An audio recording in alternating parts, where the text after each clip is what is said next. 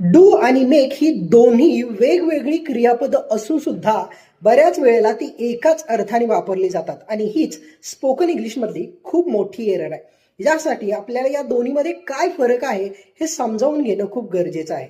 डूचा अर्थ एखादी गोष्ट करणं म्हणजेच कृती करणं या संदर्भाने घेतला जातो, तर मेकचा अर्थ एखादी गोष्ट निर्माण करणं किंवा तयार करणं किंवा बनवणं या अर्थाने घेतला जातो। फॉर एक्झाम्पल, मी माझा गृहपाठ पूर्ण केला हे जर वाक्य आपल्याला इंग्रजीमध्ये करायचं असेल तर आय डीड माय होमवर्क हे वाक्य बरोबर आहे। आय मेड माय होमवर्क जर आपण केलं तर ते ग्रॅमॅटिकली चुकीचं होईल।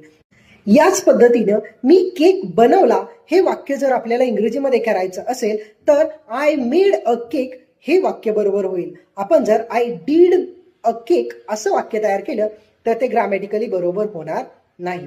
अशाच प्रकारच्या स्पोकन इंग्लिश एरर्स समजून घेण्यासाठी चॅनलला फॉलो आणि सबस्क्राईब करायला अजिबात विसरू नका।